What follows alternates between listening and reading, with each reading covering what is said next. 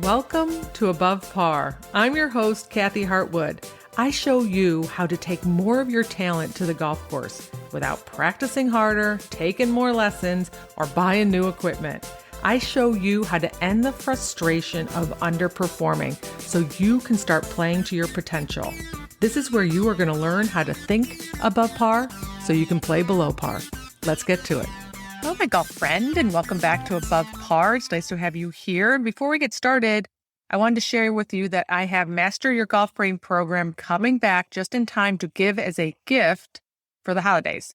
So we don't have to worry about any kind of supply chain problems or issues, not when you're doing this program. So if you have someone in your life who's a golfer, interested in taking their game to the next level, or maybe you gift yourself on this. This is a step-by-step process to quiet the mental chatter and calm the emotions that keep you from playing your best golf. So I hope you take advantage of that just in time for the holidays. And if you want to be on the list when it opens up so you can do some of your holiday gift giving, get on the wait list at kathyhartwood.com/waitlist, and you'll be the first to know.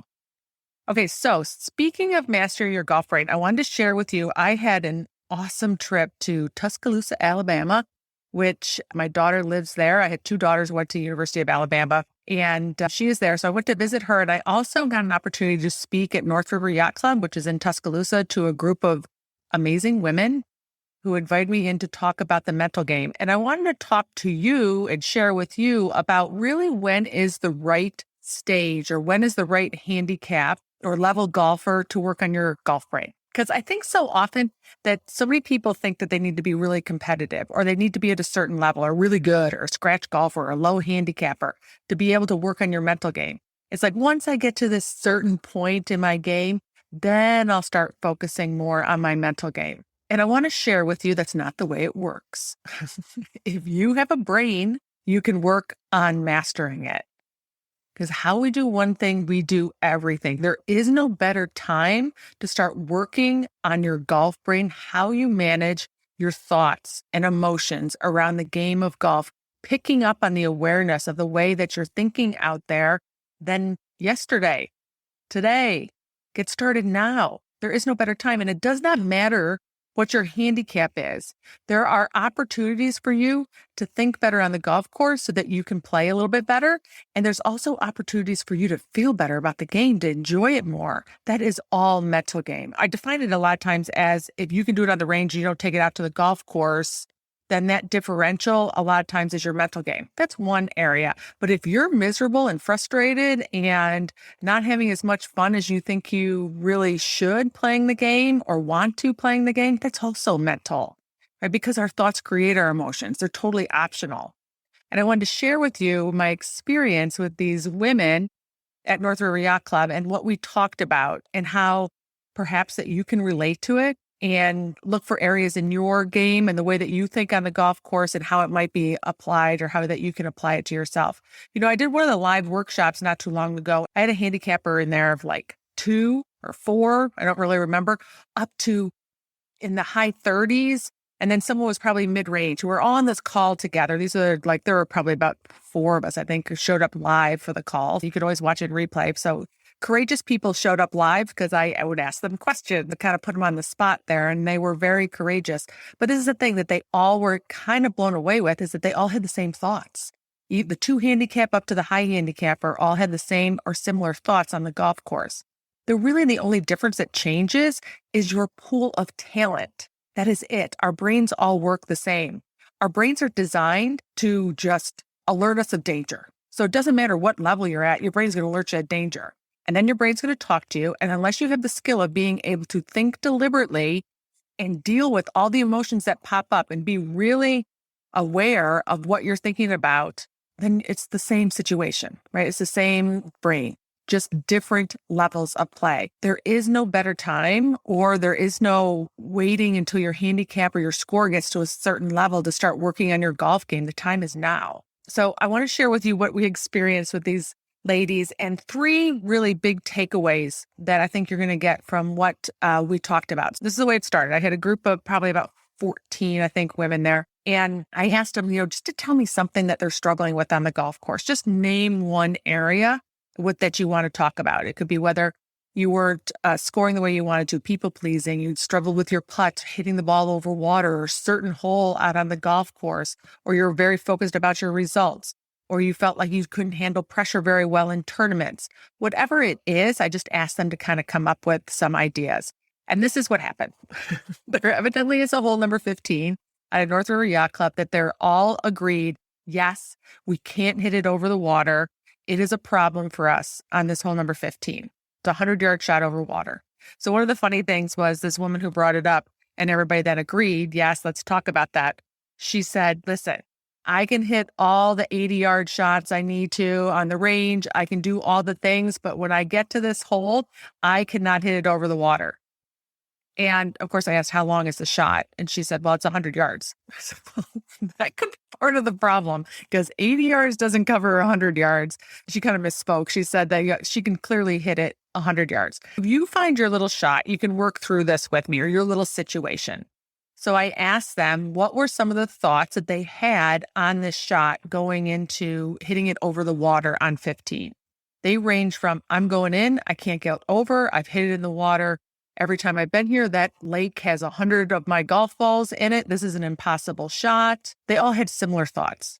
And since they all played with each other, they kind of thought the same things. They talked to each other out loud. So it was like this little group think about how to get over this water. They felt like it was a sentence, that there was no getting over the water on 15 from this 100-yard shot. They just created this big, huge story about it. So then I asked, when you think that thought, how do you feel? And like they were nervous or anxious or even defeated. Because when we think the ball's going in, I'm definitely going in, we're defeated, right? And when you stand over the ball, either being nervous or defeated, what do? Most of the time when we're nervous, everybody kind of agreed, and I've coached enough people that this is really what happens. We squeeze a little bit tighter. We might swing harder or faster. We might come out of our posture. We don't focus very well. Our tempo might be a little bit off, right? And the result is that we're not going to make our best shot, and therefore the ball is more likely to go in. I even had one of the strategies that women said. I said, what club is it that you need to hit over? And she said an 8-iron. And I said, what club do you hit? She goes, a 6-iron. So it's like we go through like, what I know I'm going to hit it fat, so let me take extra club to hit it fat enough and judged by fat, a controlled fat shot, basically what it is to get it over the water. Then every once in a while, you catch it on the sweet spot and it's over the green, right? It's a strategy. It's not my favorite strategy. I don't think it's very predictable. So we worked on managing our thoughts around this shot, just paying attention to what we're actually thinking, noticing how we think that thought is producing a lot of emotion for us, that is creating these different actions in our swing that is going to give us the result of going in the water more often. So here are a few of the takeaways that these women had over the course of this talk. Number one is that your situation, a 100-yard shot over water, never causes your emotion or never causes your result. It is never the circumstance or the situation that is creating how you feel over the golf ball. And when we just stand there and go, when I have a 100-yard shot over water, I'm instantly nervous. Or when there's people watching me, I get anxious. Or when I hit the ball in the bunker, I'm frustrated or annoyed. That is not the case. It is never a situation. So I want you to go and notice all the different situations or circumstances or facts that you have going on in your golf game, in your round, where you think that is creating the emotions that you don't like on the golf course. This is not the case. This is a little bit of a mind-blowing thing. I had a lot of blank looks when I told them this. What happens is that we have a thought about the situation. It is the thought that's creating that emotion. So a 100-yard shot over water would not give me any pause. For the most part, 9.9 times out of 10, I'm going to hit it over the water. It's not a problem. So it's not the water that creates the emotion. It's the thought about the water that creates the emotion. I don't have the thought that the ball is going to go in or that I can't get it over or that there's 100 balls in that pond. Them choosing to think it, well, there's 100 balls in that pond might be a fact. It just doesn't serve you to think that thought at that given moment in time because that creates a little bit of a negative emotion in itself, right? You start feeling a little bummed out about that. We want to be very selective about what we decide to think in moments where we have some bad history, which what was happening in this situation is the more that they thought my ball is going to go in and the ball went in, they're giving their brain proof and evidence that that thought is true. And the more we do that, the more our brain puts that on autopilot for it. And it becomes a little bit more stuck in that cement and harder for us to break free or to think a different thought. So number one is that your situation never causes your emotion or your results. Number two is they never questioned their thoughts. They never even thought twice about not thinking that the ball's going to go in, or I can't get it over, or this is the hardest hole, hardest shot on the golf course. They were stating their thoughts like they were facts. And the minute our thought becomes a fact, we think it so many times it becomes a belief and therefore becomes a fact. Now we don't have a whole lot of room for growth in that because it's non-negotiable. It's a fact. We say it like we're stating the weather. I never get over on this hole.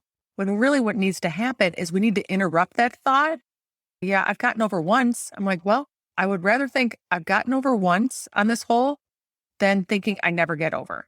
Because the more that I think I never get over, I'm going to feel a little bit of despair and defeat, and I'm going to keep producing that result over and over again. So we want to question our thoughts, and then we want to select thoughts that serve us. Question the thoughts that don't serve us. Do I want to keep thinking it? Is it totally true? And while it might be true that there's 100 balls in the, though I don't think that's actually, I don't think that's a fact. I think that she might have been overstating that. But even if it's true, if you could count the number of balls that actually went in that pond or that lake, does it serve me to think it at this given moment in time? And then number three would be data. I asked the women that if they hit these shots with no water on the range, a 100-yard shot, whatever that club is, if that's an 8-iron for you, if you went to the range, and how many 8-irons would you hit onto the green? And let's not even say it doesn't even have to be onto the green. Let's just say it cleared 100 yards. It could be left or right. You cleared the water, even if it's left or right. How many would clear the water out of 10 shots that you hit with your 8-iron? I don't know. I mean, that's everybody who needs to go and try that out and figure it out for themselves. Well, let's just say it's 50%. Let's say 5 went over. So no matter what happens, when you're standing in that situation on number 15 with a 100-yard shot over water, the truth of the matter is with your brain working in a pretty calm environment, like the range, then you should hit every other ball over water. And what happens is we get into that situation, we think we should hit everyone over. And then when we hit one in, we kind of go, see, I can't get over the water. When the truth of the matter is that you only really can hit a certain percentage over anyway, even if you were on the range with no water in front of you. And when you can go into that spot, into that situation, knowing, you know what? I'm a person who's probably got a 50-50 shot of getting over the water. We can relax a little bit more other than thinking I'm a person who should get over every time. That's not your skill set right now at this given moment in time. Doesn't mean it's not going to change. It's so important to know what your talent is. Like, what can you do? Where should your expectations be? Because if your expectations are to stand over that shot and think that you need to hit everyone over the water, that's not realistic. Not for a person who can only hit 5 out of 10 over on the range. But that actually what we do is we end up shaming and blaming ourselves for not getting it over. Right? It just feels crappy. There's no sense in beating yourself up over something that you actually is just who you are. I'm just a person who hits half of these up in the air and flying at 100 yards. But this is what I wanted to share with you.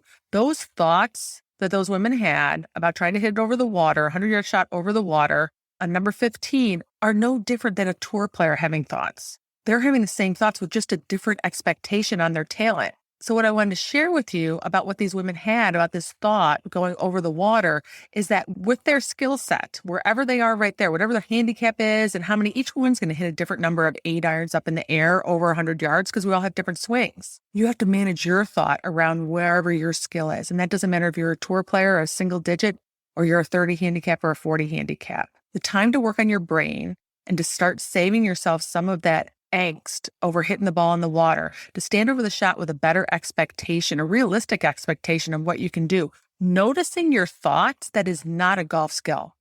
That is a life skill, because we say things to ourselves like this off the golf course too. Right? Saying that I made the analogy of saying that your ball is going to go in the water, or it's definitely going in the water, is like saying that I'm walking up these stairs, I'm definitely going to trip. Right? We just want to say it. Okay. And I bring up this analogy all the time because I'm not very good walking in heels. So when I go downstairs in heels, that thought is actually on my brain. I'm like, don't fall. I'm not very graceful in them, I must say. So It's not too dissimilar to some of the things that we say to ourselves off the golf course, too. The time to pay attention to your thoughts on or off the golf course is now for sure, because it affects how we feel and it affects the results that we get. So what I encourage you to do, no matter what your handicap level is, no matter what your skill set is, there is availability for you in managing your mind and taking most of that talent, whatever it is, out on the golf course right now. You just have to start with being aware, start listening to your thoughts, understand and notice that no situation is causing that emotion. It's what you're thinking. So if you're standing over a certain shot and you're starting to feel a little anxious or nervous, you want to ask yourself, what am I thinking? Know your data. How many times can I get this shot over the water? How many putts can I make from 10 feet or 4 feet or 2 feet or whatever it is? How many times do I 3-putt? So when you go on the golf course, you don't beat the heck out of yourself for having a 3-putt, or you don't beat the heck out of yourself for missing a 10-foot putt, which so many people think they should make more of than actually their statistics support. Your relationship with your mistakes is either going to speed up or slow down your progress.